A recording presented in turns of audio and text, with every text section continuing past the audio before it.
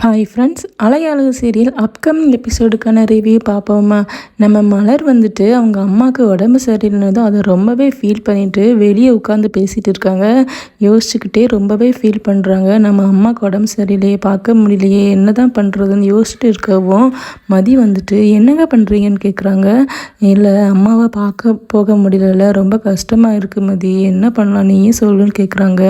அதுக்கு மதி வந்துட்டு ஏங்க இப்படி ஃபீல் பண்ணிட்டு இருக்கீங்க, உங்கள் அம்மாவை பார்க்குறதுக்கு நீங்கள் யார்கிட்ட பர்மிஷன் கேட்கணும், இதை நினச்சி நீங்கள் ஏன் ஃபீல் பண்ணுறீங்க, நீங்கள் போய் பார்த்துட்டு வாங்க அப்படிங்கிற மாதிரி மதி சொல்லவும், அதுக்கு நம்ம மலர் வந்துட்டு என்ன மதி சொல்கிற, நான் அம்மாவை பார்க்க போனால் அத்தை மாமாவுக்கும் அவருக்கும் தெரிஞ்சால் பிரச்சனை ஆகிடும்ல, வேணாம் மதிங்கிற மாதிரி சொல்கிறாங்க. அதுக்கு மதி வந்துட்டு கொஞ்சமாட்டும் யோசித்து பேசுங்க, இது வந்துட்டு உங்கள் அம்மா, உங்கள் அம்மாவுக்கு உடம்பு சரியில்லை, நீங்கள் தான் பார்க்கணும், அவங்க வந்து பார்க்க முடியாது இல்லையா, அது மட்டும் இல்லை, அவங்க ஹாஸ்பிட்டலுக்கு போயிட்டு வர கண்டிப்பாக 3 மணி நேரம் மேலே ஆகும், அதுக்குள்ளே நீங்கள் போயிட்டு வந்துடலாம்ல அப்படிங்கிற மாதிரி மதி சொல்கிறாங்க.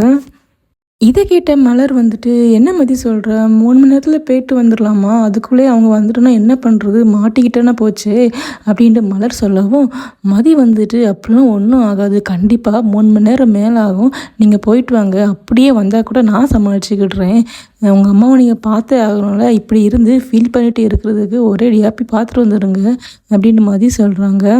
இல்லை, பொய் சொல்லிட்டு போகணும்ல, அதனால் கொஞ்சம் பயமாக இருந்த மாதிரி இருக்குன்ட்டு மலர் சொல்லவும், அதுக்கு மதி வந்துட்டு என்னங்க பேசுகிறீங்க, இதுக்கு முன்னாடி ரிப்போர்ட் வர்றதுக்கு முன்னாடி உங்கள் ஹஸ்பண்டும் நீங்களும் போய் சொல்லிட்டு தானே போயிட்டு வரலான்னு முடிவு பண்ணிட்டு இருந்தீங்க, இப்போ ரிப்போர்ட் வந்ததுனால உங்கள் ஹஸ்பண்டால் உங்கள் கூட வர முடியாமல் போயிடுச்சு, அப்புறம் எல்லாமே ஒன்று தானே, அது மட்டும் இல்லை, உங்கள் அம்மாவை பார்க்குறதுக்காக நீங்கள் சின்ன சின்ன பொய் சொல்கிறதுல தப்பு இல்லை சரியா, நீங்கள் போயிட்டு வாங்க அப்படின்ட்டு மதி சொல்கிறாங்க. அதுக்கு மலர் வந்துட்டு ஆமாம் மதி, என்னால் அங்கே அம்மாவை நினச்சிட்டு பார்க்காம இப்படி இருந்து அழுதுகிட்டே இருக்க முடியல, நீ சொல்கிற மாதிரி நான் பார்த்துட்டு வந்துடுறேன், நீ எப்படியாவது இங்கே உள்ள பிரச்சனையை சமாளிச்சிரு சரியா அப்படின்ட்டு மலர் சொல்லவும், மதியம் மலர் சேர்ந்துக்கிட்டு அம்மா பார்க்குறதுக்காக எப்படியாவது பிளான் பண்ணணும்னு சொல்லிட்டு யோசிச்சுட்டு இருக்கவும், மலரும் மதிக்கிட்ட சொல்லிவிட்டு அவங்க அம்மா போய் பார்க்குறதுக்காக போகிறாங்க ஆட்டோவில்.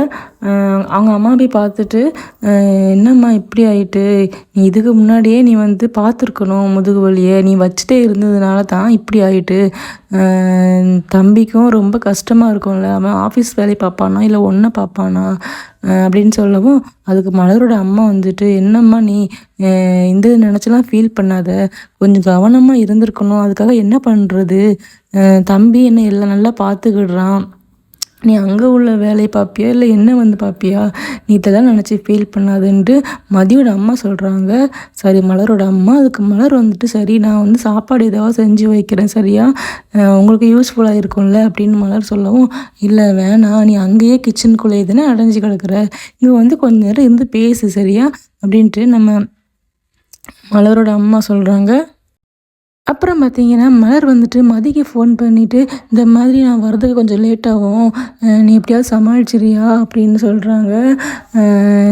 மலர் அவங்க அம்மாக்கிட்டேயும் தம்பிக்கிட்டேயும் பேசிட்டு இருக்கிறதுல நேரமே போல் ரொம்ப நேரமாக இருந்து பேசிகிட்டு இருக்காங்க. அதுக்கப்புறம் இங்கே பார்த்தீங்கன்னா நம்ம ராஜலட்சுமி ராகவன் பாக்கியராஜ் 3 ஹாஸ்பிட்டல் போயிட்டு ஆட்டோவில் வந்துட்டு இருக்காங்க. அப்போ மலர் அவங்க அம்மாவை பார்த்துட்டு உடம்பை பார்த்துவங்க அம்மான்னு சொல்லிட்டு தம்பிக்கிட்டேயும் சொல்லிவிட்டு கிளம்பி வீட்டுக்கு வராங்க ஆட்டோவில். அவங்க 3 பேர் வந்திருப்பாங்களோ அப்படின்னு சொல்லிட்டு மதிக்கு கால் பண்ணி, மதி நான் வந்துட்டு ஆட்டோவில் வந்துட்டு இருக்கேன், எப்படியும் நான் வர்றதுக்கு 1/4 மணி நேரம் கிட்ட ஆகும், என்ன பண்ணலாம், அவங்க 3 பேர் வந்துட்டா நீ எப்படியோ சமாளிச்சிடுவியா அப்படின்னு கேட்குறாங்க. அதுக்கு மதி வந்துட்டு போல்டாக பதில் சொல்கிறாங்க, நீ லேட்டாகவே வந்தாலும் பயப்படாதீங்க, நீங்கள் பக்கத்தில் எங்கேயாவது போனீங்கன்னு சொல்லி நான் ப்ராப்ளத்தை சமாளிச்சிருவேன், நீங்கள் தைரியமாக வாங்க சொல்லவும், பாக்கியராஜுக்கு வேணால் உங்கள் ஹஸ்பண்டுக்கு வேணால் ஃபோன் பண்ணி கேளுங்க, அவங்கள லேட்டாக வர சொல்லுங்கன்னு ஐடியா கொடுக்குறாங்க மதி. அதுக்கு மலரும் வந்துட்டு பாக்கியராஜுக்கு ஃபோன் பண்ணி எங்கே வந்துட்டு இருக்கீங்க அப்படின்னு சொல்லவும், இல்லை நாங்கள் வர்றதுக்கு 10 நிமிஷம் தான் ஆகும்னு பாக்கியராஜ் சொல்கிறாங்க. இல்லை கொஞ்சம் ஒரு 1/2 மணி நேரம் கழித்து லேட்டாக வர முடியுமான்னு சொல்கிறாங்க. நம்ம பாக்கியராஜ் வந்துட்டு மலர் சொல்கிறத புரியாமல் ராகவ் முன்னாடி ராஜலட்சுமி முன்னாடி எதுக்கு நாங்கள் லேட்டாக வரணும்னு கேட்டுறாங்க. இது வந்துட்டு மலருக்கு ஷாக்கிங்காக இருக்குது. மலர் பாக்யராஜ்கிட்ட ஏங்க உங்களுக்கு கொஞ்சம் மட்டும் அறிவு இருக்கா, நான் லேட்டாக வாங்கன்னு சொன்னால் அது அத்தை மாமா முன்னாடி சொல்லுவீங்களா, அவங்க என்னை பற்றி என்ன நினைப்பாங்க அப்படி சொல்கிறாங்க, உங்களையும் வச்சுட்டு என்ன தான் பண்ணுறது அப்படி சொல்லிட்டு ஃபோனை கட் பண்ணுறாங்க. அப்புறம் பார்த்தீங்கன்னா, மலர் வந்துட்டு மதிக்கு ஃபோன் பண்ணி, இந்த மாதிரி அவங்க வரதுக்கு 10 நிமிஷம் தான் ஆகுமா? என்ன பண்ண மதின்னு கேட்குறாங்க. அதுக்கு நம்ம மதி வந்துட்டு, "நீங்க பயப்படாதீங்க. லேட்டா வந்தாலும் நான் சமாளிச்சுக்கிட்டு, நீங்க தைரியமா வாங்க" அப்படின்னு சொல்றாங்க. அதுக்கு மலரும் பயந்துக்கிட்டே ஆட்டோல வந்துட்டு இருக்காங்க. அப்புறம் பார்த்தீங்கன்னா, மலர் வந்துட்டு வீட்டுக்கு வர்றதுக்கு முன்னாடியே ராகவ, ராஜலட்சுமி, பாக்யராஜ் 3 பேரும் வீட்டுக்கு வந்துடுறாங்க. மதியம் கரெக்டாக வரவும் 3 பேரும் ஆட்டோல வந்து நிற்கிறாங்க. "என்ன இது? அவங்க வர்றதுக்கு 1/4 மணி நேரம் ஆகும்னு சொன்னாங்களே, அதுக்குள்ளே வந்துட்டாங்க. எப்படி?" "இல்லையே அவங்களாம் இருக்காது" அப்படின்ட்டு மதிய நினச்சிட்டு சொல்கிறாங்க. ஆனால் இவங்க 3 பேரும் வந்து ஆட்டோல வந்து இறங்குறாங்க. அதை பார்த்தது மதிக்கு ரொம்ப ஷாக்கிங்காக இருக்குது.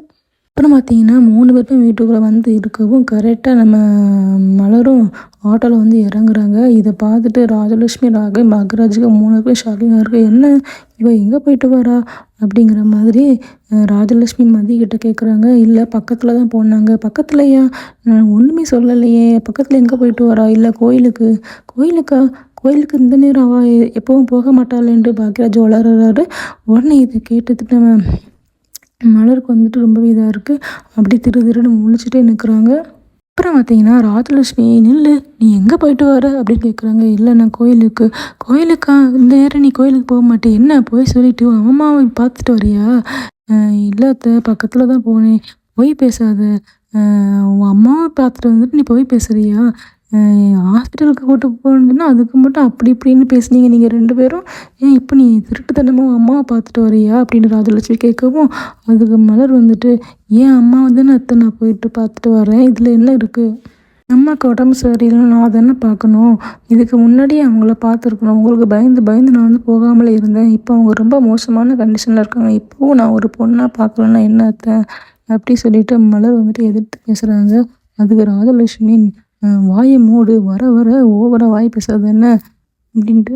"நான் பார்த்துக்கிட்டே இருக்கேன். நீ ரொம்ப தான் வர வர பேசுகிற. பொய் சொல்லிட்டு உன் அம்மா போய் பார்த்துட்டு வர. எது சொன்னாலும் பதிலுக்கு பதில் மதி மாதிரி பேசுகிற. என்ன நினச்சிட்டு இருக்க நீ? கேட்குறதுக்கு ஆள் இல்லைன்னு நினச்சியா? இதுக்கு மேலே இந்த வீட்டை விட்டு நீ எங்கேயும் போகக்கூடாது.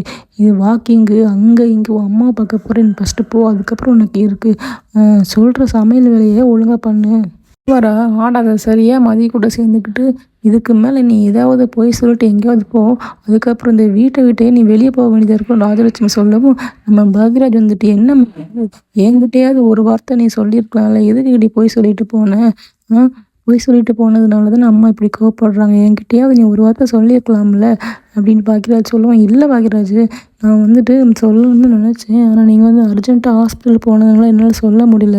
அதுக்குள்ளேயே நான் வந்துடலாம்னு நினச்சேன். ஆனால் இப்படி ஆகிட்டு, என்னை மன்னிச்சிருங்க." அப்படின்னு மலர் வந்துட்டு ஹஸ்பண்ட் கிட்ட மன்னிப்பு கேட்குறாங்க.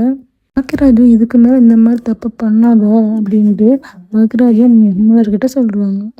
இது மலர்கிட்ட, "நீங்கள் ஒன்றும் ஃபீல் பண்ணாதீங்க. அத்தை எப்பவும் இப்படி தானே" அப்படின்னு சொல்கிறாங்க.